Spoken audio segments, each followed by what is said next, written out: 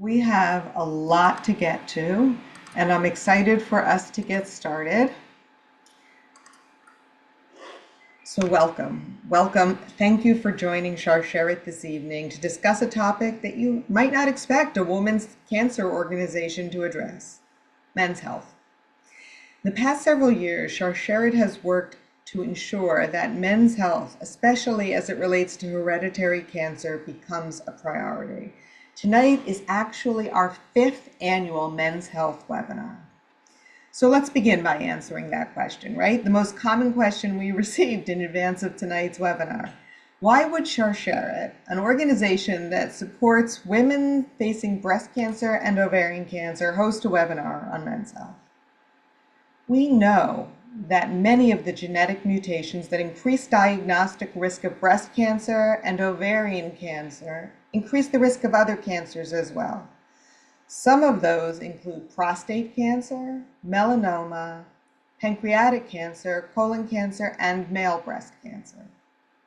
We also know that men and women carry these mutations in equal numbers and pass them down to their children in equal numbers, no matter that child's gender. And so therefore, we know that this is not just a woman's issue. This is not just a men's issue. This is a family issue. This is a community issue. So once again, thank you for joining us tonight to be a part of this important conversation. Tonight, we're going to focus on risk-reducing opportunities across the spectrum, from genetic testing to cancer screening to lifestyle behaviors, for men who are at known heightened risk, as well as for men without any known mutations or strong family history. Before we begin, I have a few housekeeping items to share. If you would like to remain private, you have the option to turn off your video and rename yourself, or you can even call into the webinar. Instructions are in the chat box for both options. We now have closed captioning available. To display live captions, on the bottom bar, click Captions and then Show Captions. You may have noticed you were muted upon entering the Zoom. Please stay muted during the call. If you have any questions, please feel free to send them in the chat, and we will do our best to offer to answer the questions. I want to thank our generous sponsors for this program, whose generosity really does allow us to continue to provide support and education. Ambry Genetics, AstraZeneca, the Max and Anna Baran, Ben and Sarah Baran, and Milton Baran Endowment Fund of the Jewish Community Foundation of Los Angeles, the Vassar Center for BRCA, and the Cooperative Agreement 240061, the Centers for Disease Control and Prevention. I want to remind you that this webinar is being recorded and will be posted on Sharsheret's website along with the transcript. As always, participants' faces and names will not be in the recording. Again, we received a really solid number of excellent questions before today's program. If during the program you have a question that would benefit all participants, please enter it into the chat box. As a reminder, Sharsheret has been providing telehealth services to those impacted by breast cancer, by ovarian cancer, and those concerned about their risk for 25 years. As we move into the webinar itself, I want to also remind you that Sharsheret is a not-for-profit cancer support and education organization and does not offer any medical advice. The information provided by Sharsheret and tonight's speakers is not a substitute for medical advice for a specific medical condition. You should not use this information to diagnose or treat a health problem. Always seek the advice of your physician or a qualified healthcare provider with any questions you might have regarding medical concerns or condition. Okay, we're going to dive in. Stories are important to us at Sharsheret. They inform our work, they inspire us, and they make it so much easier to understand complicated medical information. I'm grateful that we have Bob with us tonight. He is a Sharsheret caller and has his own complicated story about cancer and genetics that he has agreed to share with us this evening. Bob, we are so glad to welcome you tonight. Well, thank you. I'm very, very happy to be here. My story began 29 years ago, and at that time, I was diagnosed with breast cancer, completely out of the blue, no known family history. I remember I was home one night, kind of scratching my chest, and I felt a small lump under my left nipple. And I wasn't too concerned, but I thought, well, next time I see my family doctor, I'll mention it to him. But then about 3 weeks later, I had bleeding from that nipple, and I knew that wasn't right. So I went to my family doc, who sent me to a surgeon who did a needle biopsy, and it was breast cancer. And I knew in theory that men could get breast cancer, but it's kind of like knowing in theory I can walk outside and be hit by an asteroid. It's just so far-fetched. It just didn't seem plausible. And it became even more surreal after talking to the surgeon and being scheduled for a mastectomy, writing down mastectomy in my date book. Bob Ritter and mastectomy didn't go in the same sentence. But there it was. I had a modified radical mastectomy. During the pathology, I had one positive lymph node, and that brought me to have chemotherapy for 6 months. And, this was a whole roller coaster. And, again, I was young, I was healthy. Um, to have any cancer was a surprise to me. To have breast cancer was just kind of jaw-dropping. And in fact, you know, you hear that expression of a person's jaw dropping open.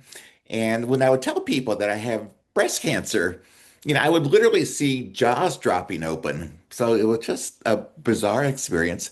But I did well, and I got involved in cancer advocacy. It sort of gave me a mission, both in terms of male breast cancer and breast cancer more broadly. So through the years, I've been involved in this. About 5 years ago. Oh, I should mention that when I was diagnosed, genetic testing was not routine at a community hospital setting.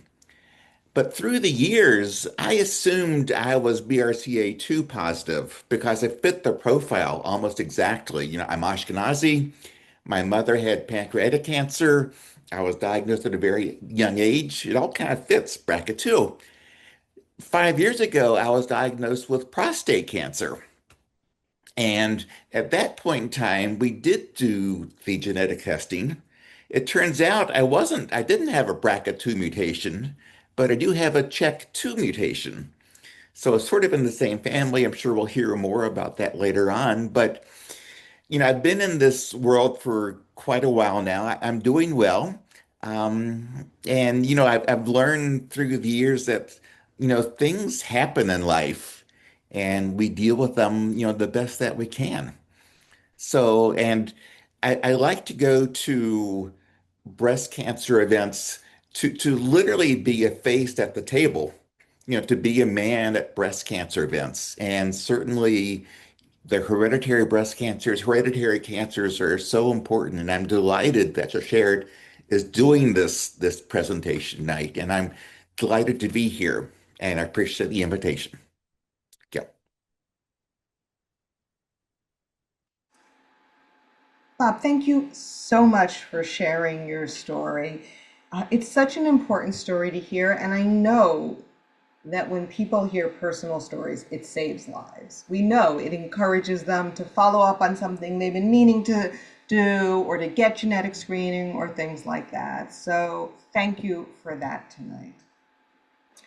Next, we have with us Peggy Cottrell. Peggy is a certified genetic counselor and Sharsheret's genetics program manager. She is a graduate of the Sarah Lawrence College Master of Science in Genetic Counseling program. At Sharsheret, Peggy consults with women and families and men and families and answers individual questions about family history, BRCA and other mutations, and about personal cancer risk, and actually so much more. Welcome, Peggy. I'm going to get you to the screen and then I'm going to share your slides. Thanks so much, Melissa. And Melissa started off by mentioning a number of things that I know are on my first slide, so we're going to move through that one pretty quickly. So I want to start by saying 1 in 40, and that's how many people who have Ashkenazi ancestry who are going to test positive for a mutation in BRCA1 or BRCA2. And that's significantly more than the general population of average ethnic background. And so it's very important here in our community that we talk about that. Now, this is not 1 in 40 men or 1 in 40 women, it's 1 in 40 individuals. And men just as likely as women to carry a mutation, but less likely to get cancer related to it. And that's why sometimes it can be hard to see the evidence of something running in the family tree. It's important for women to know when they're looking at their family history that they have to consider their mother's side and their father's side as well, because they could have inherited it from either parent. And unaffected men can pass mutations to any of their offspring. Next slide.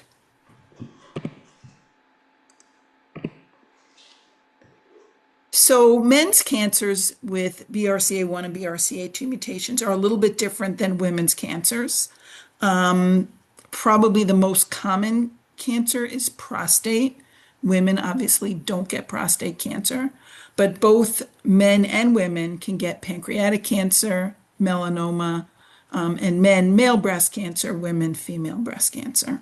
And then women, of course, also ovarian cancer, which men do not get. Now, we're mainly talking about BRCA1 and BRCA2 tonight, but there are other hereditary genes that predispose to cancer. And so if you carry one of those other genes, the risk will be different than it would be related to BRCA1 and BRCA2.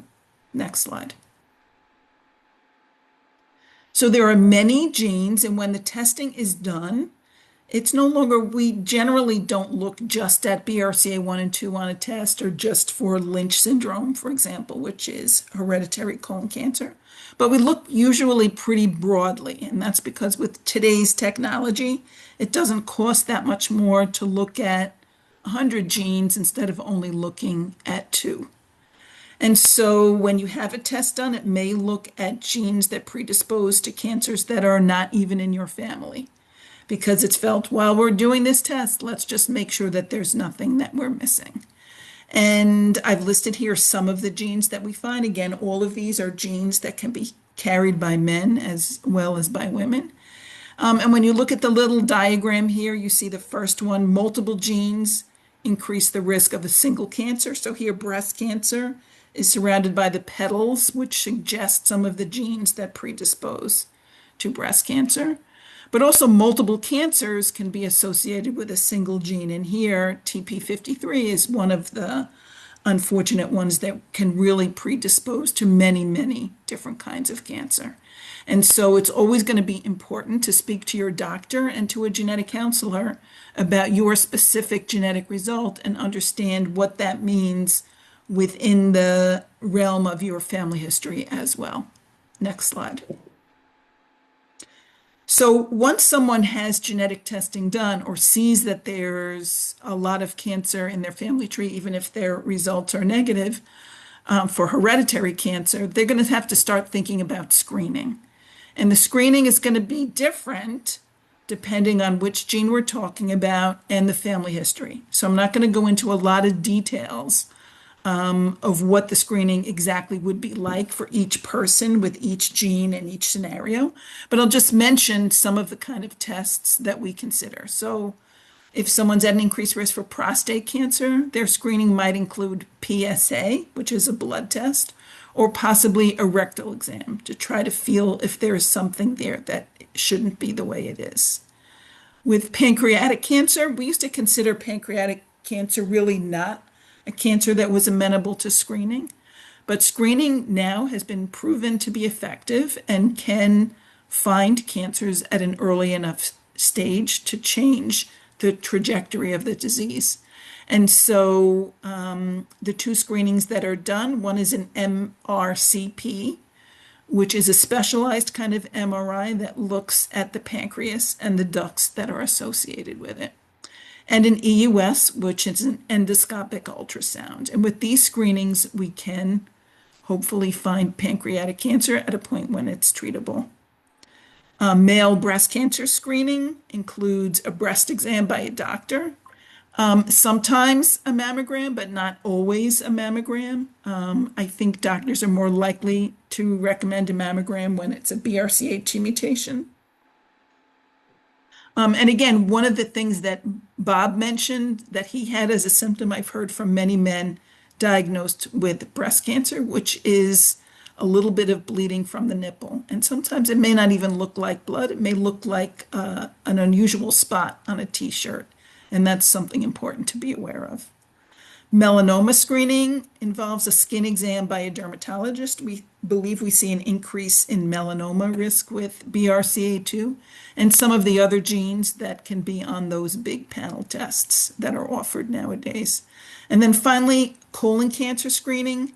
There are a lot of other types of screening, like a Cologuard or a FIT test, which looks at blood in the stool. But really the gold standard is a colonoscopy. And colonoscopies are now recommended beginning at younger ages because we see more and more that younger people are being diagnosed with cancer. Next slide. So how do you get a genetic test? And as a genetic counselor, I know I am well trained to guide people in understanding what kind of genetic test will benefit them and interpreting the genetic testing that they've had done. And you can find a genetic counselor by looking on the website of the National Society of Genetic Counselors. We partner with another Jewish nonprofit called JScreen, and JScreen offers both a reproductive test for people who are trying to prevent things like Tay-Sachs or cystic fibrosis from being passed to their children, as well as a hereditary cancer test. And we have a coupon code with them that takes $18 off the program fee, which is $49. That would be the only charge if the test is covered by your insurance, but they offer an option if you don't have insurance coverage to get a cash price of $249. And finally, if you have questions about whether you should have a genetic test done or you've had testing done and you have concerns about the results, you can speak to either myself or Bianca here at Sharsheret. You can email us and we'll get back to you and set up a time to have a conversation and try to answer your questions. And I think that's it for me. Amazing. Thank you so much, Peggy. What a great introduction to how hereditary cancer mutations impact everyone, regardless of gender. Next, we are joined by Dr. Darren Bryk. Dr. Bryk is a board-certified urologist whose expertise spans the full spectrum of men's wellness. He completed his urology residency at the Cleveland Clinic and andrology fellowship at the University of Virginia. He currently works as a urologist at Urology Medical Specialists in South Florida and is affiliated at multiple hospitals in Broward and Palm Beach counties.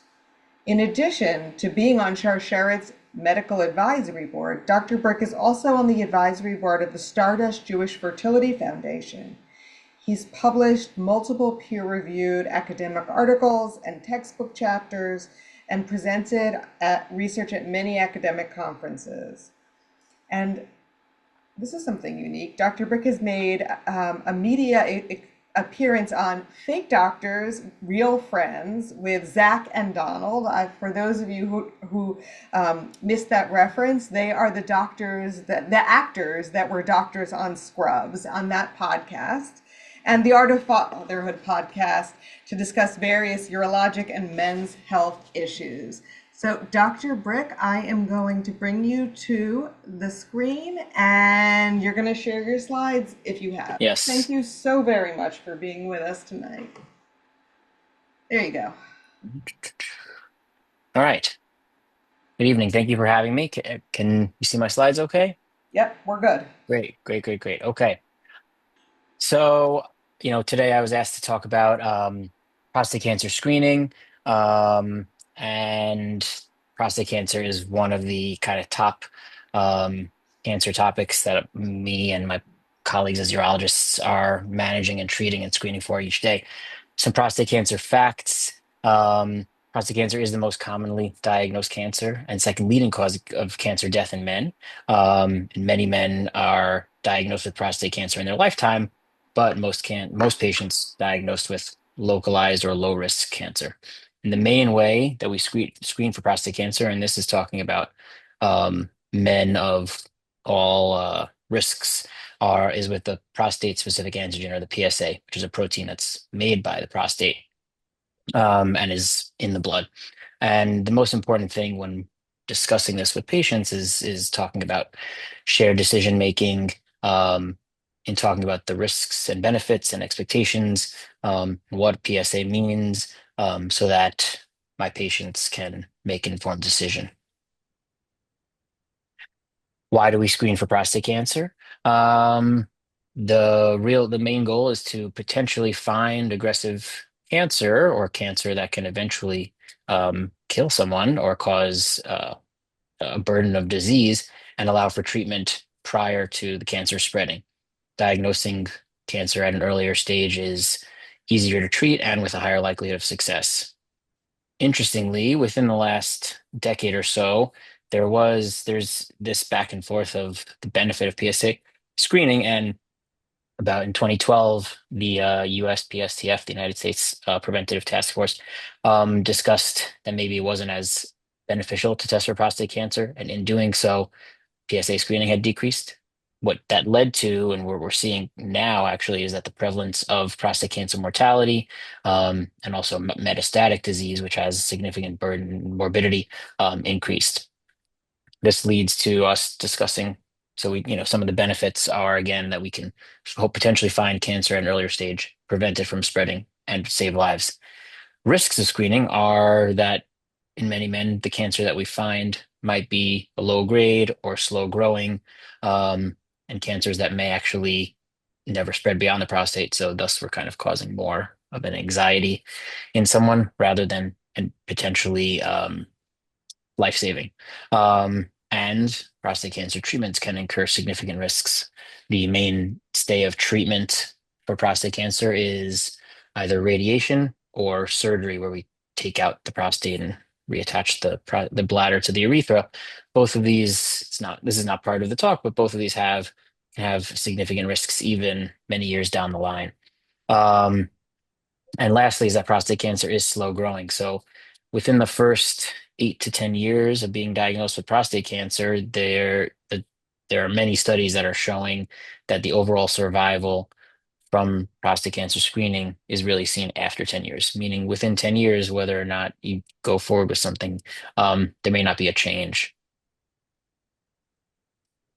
That being said, there's a lot of data that for men of a certain age, PSA screening is beneficial. And the the American Urologic Association guidelines discuss initiating screening before men ages 40 to 50 or 45 to 50, but kind of on the lower end for those who are higher risk. What is high risk? That's individuals who have a family history of prostate cancer, African ancestry may have higher risk, and then other um, genetic related cancers, or genetic mutations known in their family or within themselves. Um, More about PSA. What other causes are there of PSA elevation? Meaning PSA is not a perfect test. We use it as a screening test for prostate cancer, and oftentimes we will trend that result. But PSA can be elevated for prostate cancer. It can also be elevated for BPH, or benign prostatic hyperplasia. As men get older, the prostate gets bigger, and it can cause um, more PSA to be released into the blood. It can be elevated for inflammation, infection, trauma. There's some idea, people used to say that the digital rectal exam or bicycle riding or ejaculation could cause elevation of PSA, but there's no good data for that. What is an elevated PSA? Typically, we say the cutoff is 4. And that's what you'll see if a man gets their blood levels checked, that the cutoff is 4. But there's data that it likely a normal PSA increases with increasing age, meaning a PSA of 4 in a 40-year-old might be more concerning than a PSA of 4 in a 60 or 70-year-old. And I definitely find this to be important in talking about it with patients, depending on their age, depending on their risk factors. Briefly about the DRE, this has mostly fallen out of favor, especially as a screening method. It's more important for when there's an elevation of PSA, and you can kind of see on the picture, just because when you're doing a prostate exam, you're inserting your finger into the rectum, you can only feel a small portion of the prostate. So a man can still get a positive DRE is more helpful than a negative one. Men should be screened. Historically, people talked about testing PSAs every year, and I still do that for a number of my patients, but our guidelines discuss that, even decreasing that interval, as long as you're getting them regularly, you can offer PSA tests about every 2 to 4 years. But a lot of this is based on interval, like, personalized basis intervals with patients. Some patients like to do it every year just so that they can have it every year. And so patient preferences, the initial PSA level is important, meaning if you start at a lower PSA, you're at a lower risk for developing prostate cancer in your life. Life expectancy, as we discussed, that if PSA is elevated, but you have other medical issues that might lead to, other kinds of morbidity or even mortality within 10 years, you may not need to check PSA anymore. What do we do if PSA is elevated? This is kind of the next step so first we might recheck a PSA to make sure that this is a true PSA. Sometimes there can be some spurious values that are falsely elevated. We might do a prostate exam like we discussed. There are other biomarkers that we can do that can risk stratify and give us a sense of the likelihood of finding cancer. If we were to proceed with a biopsy, MRI of the prostate has really become a big thing in the last 10 to 20 years, because it gives a good sense of what the prostate looks like. It doesn't diagnose cancer, or not cancer, but it might find certain areas of suspicion within the prostate. And then when we do a biopsy, we can target those areas. So this allows us to help find more clinically significant prostate cancer if it exists. And then we would potentially proceed with a prostate biopsy. One more thing about prostate screening, would be that for men who are at a higher risk, maybe based on their genetics, based on their family history, these are men who we might initiate more aggressive rescreening intervals. So potentially doing it maybe even sooner than yearly, and potentially pulling the trigger on what a PSA elevation is, even if it's less than 4. There's a lot of ideas of what we can do for prostate cancer prevention. There's no one thing that will stop you from developing prostate cancer, but there is good data that a plant-based diet low in saturated fats and animal fats can lower your risk of prostate cancer. Exercise can lower the risk of all cancers, but there is data in regards to prostate cancer. There are 2 medications called finasteride and dutasteride. These are medications that are often used for benign prostatic enlargement to help shrink the prostate and help men pee better. And there has been also shown to be a reduction in prostate cancer risk. The counter to this was that in those same studies, those that did have prostate cancer were found to have a higher grade of prostate cancer. So we need to use this with kind of understanding the specific findings in this. So it is unfortunately not the kind of answer to all prostate cancer prevention because of that. A lot of other medications or supplements have been attempted to be studied to see, and they have not shown that there's decrease in prostate cancer risk. So overall, boosting your health likely decreases your risk of developing prostate cancer, and also will decrease your risk of the morbidity and mortality of prostate cancer because you're overall living a healthier life. This image is pretty busy. It's from our guidelines, and it shows most of what I just discussed, but discussing shared decision making for prostate cancer screening, how soon we should evaluate prostate cancer, and how often we should do it, and what we do once there is an elevation in your PSA. So again, thank you for having me. I'm definitely be able to answer a lot of questions, more talking maybe specifically about the genetics, but overall, prostate cancer screening saves lives, and I tell that to my patients every day, and I'm checking PSAs um, more than once daily. So thank you for having me. Thank you. Thank you so very much. That was a lot of really important information. And we are now going to add to that important information because I want to welcome Dr. Arkady Broder. Dr. Broder is a nationally respected gastroenterologist, educator, and academic leader based at St. Peter's University Hospital in New Brunswick, New Jersey. As Vice Chair of the Department of Medicine and Chief of the Division of Gastroenterology and Hepatology, Dr. Broder has played a pivotal role in advancing digestive health, medical education, and clinical innovation within the institution. He's established the Gastroenterology Fellowship Program at St. Peter's University Hospital, which has created a robust, high-quality training environment that serves as a critical pathway for developing the next generation of GI physicians. Dr. Broder holds an advanced subspecialty training in interventional gastroenterology with expertise in complex diagnostic and therapeutic endoscopic procedures. His proficiency in advanced endoscopy, including techniques that support early detection and minimally invasive treatment of gastrointestinal malignancies or cancers, has significantly enhanced patient outcomes and elevated the standard of care at St. Peter's. I want to welcome you to the screen and thank you so much. Dr. Broder has the challenge of not just speaking about pancreatic cancer, but also a little bit about colon cancer as well. Thank you. To share my screen. Can everyone see okay?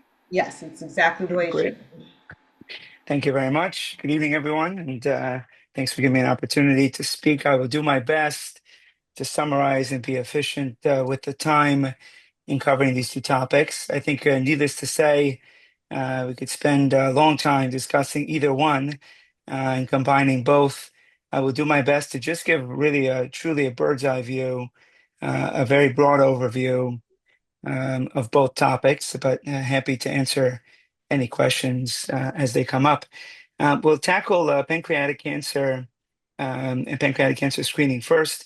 It happens to be November is Pancreatic Cancer Awareness Month, so very appropriate. I'm sure the Sharsheret team was aware of that. The pancreatic cancer diagnosis has really been in headlines for months and years now. Some of very famous actors, businessmen, very successful people, unfortunately, have succumbed to this terrible disease. And I think partly because it is so much at the forefront of what we see in the media, it feels almost as if everyone we hear about and know somehow suffers with this. Thankfully, that is really not the case. In the general population, pancreatic cancer lifetime risk is still really very low, less than 1%. If I could leave you with a little bit of positive feeling walking away from the discussion today. In the US, about 13 cases per 100,000 years. Again, really a relatively rare malignancy. But if you look at all the people in the United States, overall population, we typically expect to see about 60,000 new cases a year. So certainly an important disease. And depending on which statistic you use, there are some years it's the third leading cause of cancer-related deaths. In general, the survival rate, and one of the reasons I think the discussion is typically heightened, remains abysmally low. The average survival rate, or 5-year survival rate, which in oncology literature is akin to cure in a way, is roughly about 10% of all stages. Needless to say, the later the stage, the unfortunately more difficult the disease is to treat. And 85 to 90% of these cases really do remain sporadic. They're not genetically linked to our knowledge or linked to familial syndromes, although genetics play an important role. And as discussed earlier, very eloquently, we do have screening guidelines available to us precisely amongst those genetically predisposed, which I'll mention in a moment. However, overall, these are still sporadic cases. Some risk factors often get asked include age, male sex, smoking, obesity, diabetes, and chronic pancreatitis. And this is outside of the known genetic risk factors.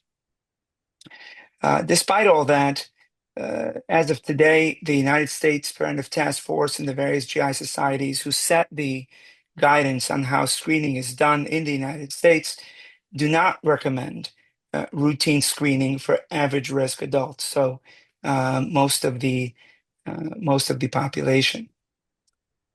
Who is at risk for potentially pancreatic cancer and may qualify for pancreatic cancer screening?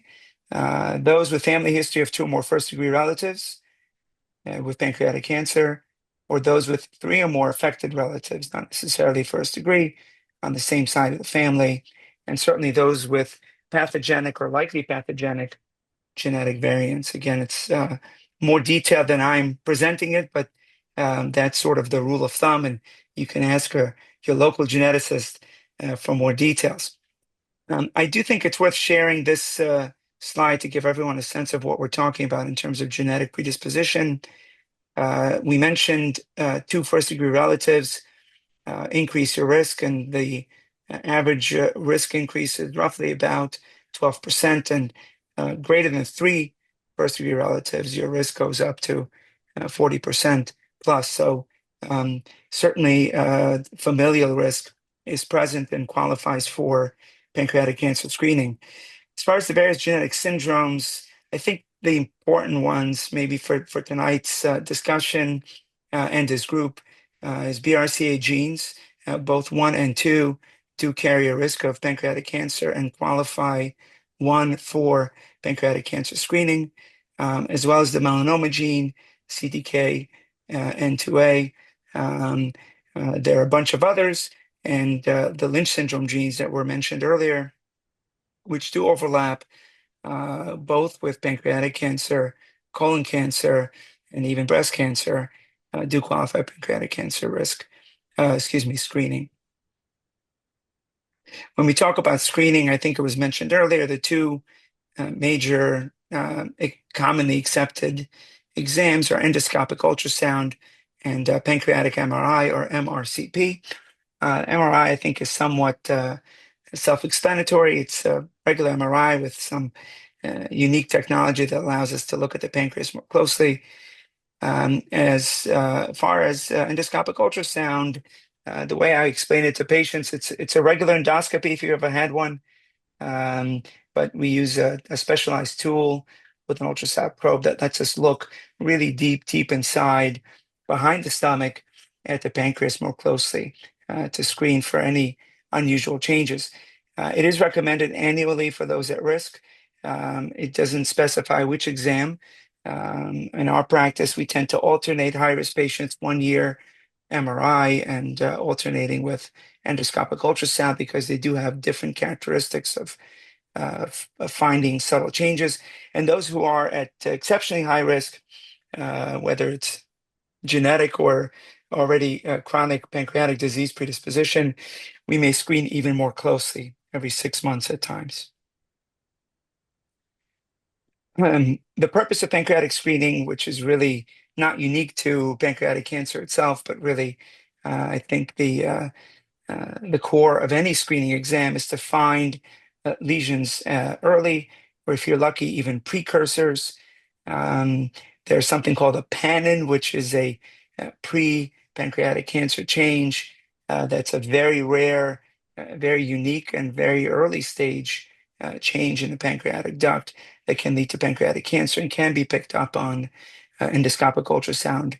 In particular, pancreatic cysts is a hot topic and discussion and beyond our scope tonight, but does fall within that category of potentially high-risk lesions that can be picked up on imaging to be addressed as needed. And really, just to summarize, in pancreatic cancer screening, it is available. It does involve an MRI or an endoscopic ultrasound, however, not recommended for the general population because it thankfully remains extraordinarily rare, as opposed to those individuals who do have genetic or family history predisposition, in which case a yearly screening is currently recommended. I'm going to jump right into colorectal cancer. Everyone could take a quick stretch and, shake. We're almost done. Colorectal cancer itself, I think, is something hopefully we're all much more sort of familiar with, or at least the screening guidelines. I'd say since the 80s, this has been really at the forefront of screening. And it really, although this is a men's health event, it really doesn't distinguish by chromosomal gender. Or there's maybe some slight variance in incidence of colon cancer, slightly higher in men. It affects men and women almost equally, and so screening becomes important for both genders. It is far more common. The current data suggests or estimates about 170,000 cases of colon cancer in 2025 alone in the United States. So that's roughly 1 in 20 people. That's a pretty sobering statistic, in my opinion, unfortunately. And despite having robust screening available for colon cancer today.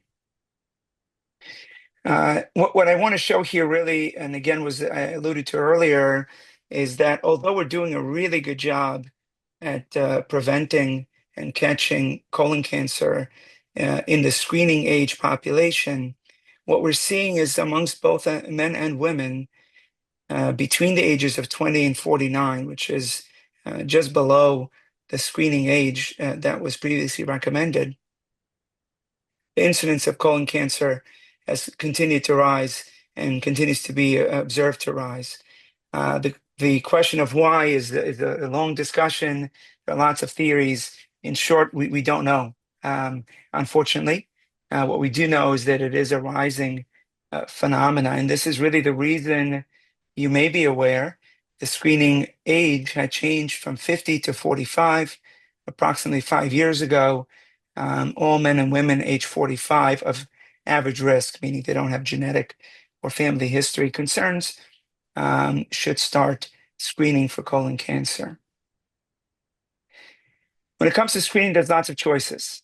I really want to show this slide because although I agree entirely colonoscopy is the test of choice, I believe that the best test is the one that gets done. So no matter how much I try, perhaps, or our community of physicians to convince our patients to get a colonoscopy, and as much fun as it sounds, for some reason, patients sometimes still refuse to do it. So that said, there are other tests available, like the stool tests, both DNA-based, like Cologuard and FIT, and the older cold blood test. These are available, but do an okay job of finding colon cancer at advanced stages and a poor job of finding polyps, which is really what we're looking for. CT colonography, you may have heard of. It's a CAT scan-based colonography, which does an okay job of finding cancer, not a good job of finding polyps. And the secret you may have not been told or may not be told involves twice as much preparation for the procedure as a colonoscopy.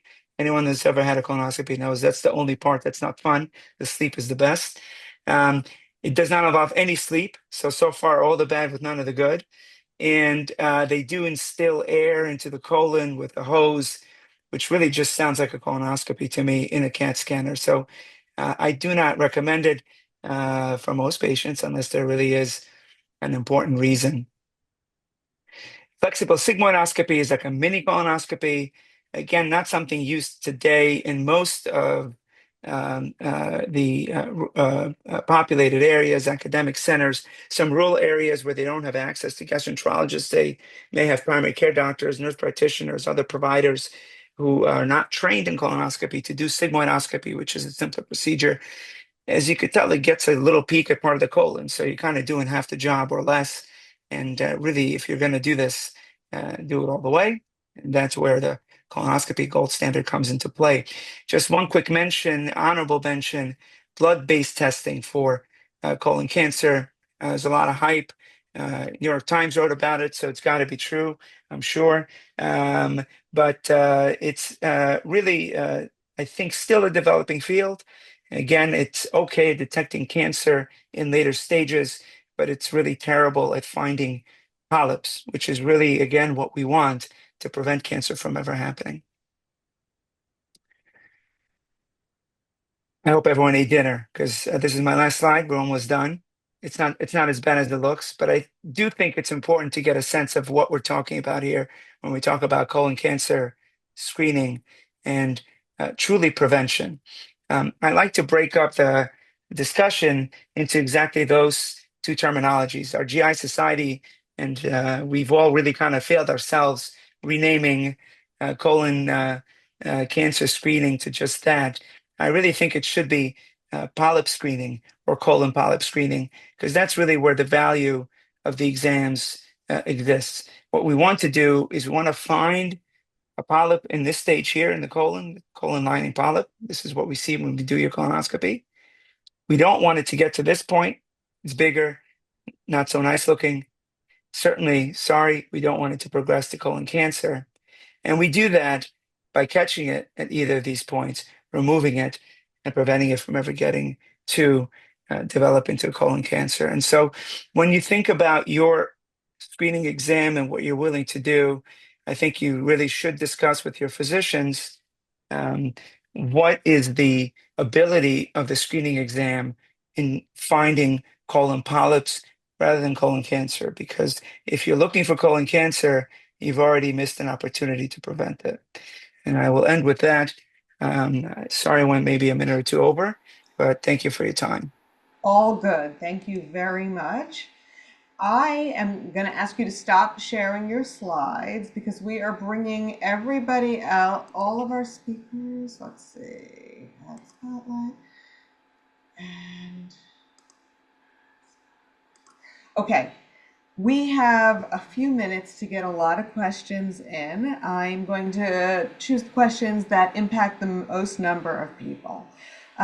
So at Sharsheret, we've heard a lot recently about the rise in breast cancer diagnoses in younger and younger women.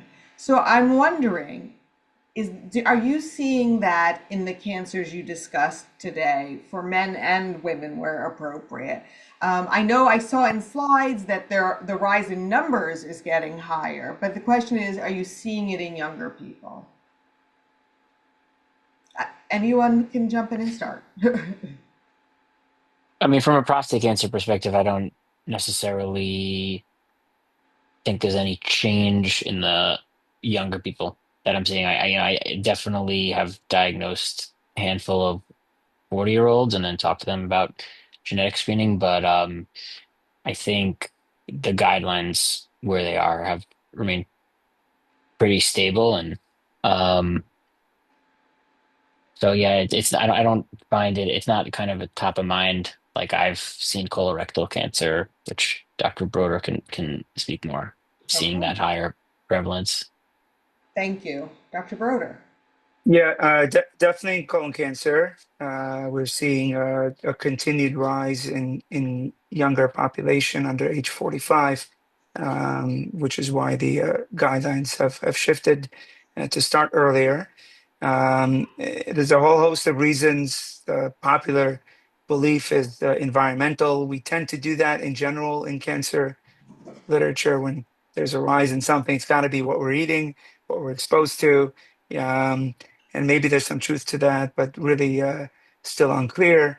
The microbiome is often talked about, I think at this point in every cancer type, but certainly in the GI cancers, that tends to be blamed as well. But unfortunately, we're not sure why. As far as pancreatic cancer, it's not quite as much of a rise in terms of age of incidence. Still, the biggest spike in pancreatic cancer diagnoses is over age 55, which is relatively where it's been steady for a number of years now. All right, thank you. Thank you for that. Um, I'm looking for the exact wording of the question, but I can't find that particular question. I just know it's an important one, so I will summarize, which is very often as adults, I think men in particular, but adults in general, tend not to go to the doctor unless they're ill. And so, for someone who knows maybe there's some cancer in their family history, but doesn't know about their own personal genetic status and is feeling fine and asymptomatic, where should they start? They don't have a primary care physician. Who are they supposed to go to first to start this conversation about risk reduction and prevention? I think their primary care physician, in my Find opinion, one. they really should be taking the lead on arranging the various necessary cancer screening. Okay. And it for someone who is seeing a primary care physician and isn't being taken seriously in terms of genetic testing or things like that, Peggy, what's their recourse there? Well, you can certainly reach out to us at Sharsheret, and we have our connection with JScreen. And if your insurance doesn't cover, you can have the test done for the cash price and answer the question whether there's something that you don't know about. And I will tell you, we have had a fair number of people over the years who test positive for a BRCA1 or 2 mutation in the absence of family history. It doesn't happen super often, but it's more likely to happen when somebody has Ashkenazi ancestry. So if it's something you're concerned about, you can be in touch with us and we can help you get that testing done. Thank you. Thank you for that. Um, Couple of questions. Somebody specifically asked if Dr. Bryk could briefly discuss fertility preservation for any male cancer patient. Definitely. Um, for any man who is uh, about, in the process of undergoing some kind of uh, spermatotoxic treatment, whether that's chemotherapy, and there's a number of chemotherapies, and there's kind of levels of how severe the chemotherapies are, or even radiation or surgery. Nowadays there are older and older men who are hoping for fertility or being able to achieve fertility. So even guys who are going to be treated for prostate cancer, that can cause issues with fertility. And I see a handful of them. We can do a semen analysis with cryopreservation.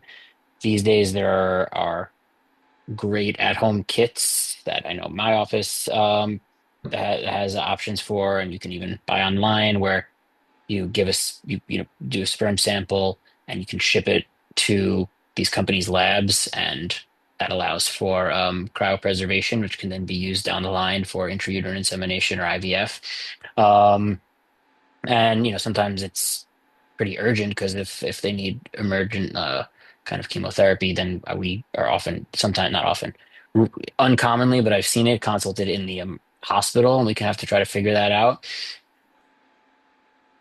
And this is very important to allow a man to continue to have fertility. Eventually, depending on what the treatment is, there may be some recovery of function afterwards. And if there is a chemotherapy that's used, we typically recommend waiting a year or two um, to see if sperm can be recovery of sperm production function. Eventually, if it's not possible, there are other options where we can do some kind of surgical sperm retrieval procedure and use that for IVF. But it there's a lot that goes into it, but it is possible. I think one of the issues historically is that a lot of urologists are not kind of don't have that awareness, maybe, like we need to get your testicle out for testicular cancer, like let's just go to it. But for all you know, we're going to take out one testicle. They have another one, but if the one that we're taking out is the better functioning one, then it's important to get that semen analysis done beforehand. So it's definitely something that I discuss with all my patients who are undergoing any kind of treatment for urologic cancer that I'm involved in. But overall, oncologists are often need to be like the medical oncologists are very much involved as well. Yeah. Okay. So and obviously prior to treatment is the appropriate Yes. time, and nobody should ever hesitate to ask their oncologist if fertility preservation is an option for them, and could they have that time to consult with a urologist. Right, right. And there are a lot of, there are fertility, like a lot, I don't have semen analysis done in my office specifically because it's not all what I see, but I send a lot of patients to the reproductive endocrinologists who have embryologists who have cryopreservation options, and they can do it there as well if it's more convenient. Okay, we're going to ask two more questions, and in this case, both of those questions are I'd like an answer from each one of you. So the first question is, what is the most exciting thing happening in your field with regard to cancer, and what should people know about? Dr. Broder, do you want to start there? Sure. I think pancreatic cancer screening, honestly, just having that available to our patients has been a major breakthrough in our field. Just 3, 4 years ago, having these discussions, I would resort normally to we have no way to screen, and it's kind of one of those elusive diseases. So that's been a major breakthrough for us, and certainly as that develops and our screening exams get better, hopefully the treatments will as well. Amazing, thank you. Dr. Brick? Yeah, I think the great kind of newer and better technologies in regards to the MRI of the prostate, which I mean has been around for a number of years, but that it's become more um, prevalent in its use with urologists, and it helps. I mean, the digital rectal exam has very much kind of gone down the wayside because if you have an elevated PSA, we can do an MRI, which allows for better targeting for to hopefully diagnose higher grade cancers if they exist, and not diagnose as many low grade cancers. So that's definitely been a good adjunct test in addition to the PSA. Okay. I guess I could answer the other question about the what should every guy know would also be that the benefit of PSA screening is because we're diagnosing prostate cancer before it's symptomatic. So the vast majority of men who are getting diagnosed with prostate cancer have no symptoms, and I hear that all the time. Like, I don't have any symptoms. How can I have prostate cancer, etc. If you have symptoms related to prostate cancer, at that point, it's typically a more invasive and kind of past the point.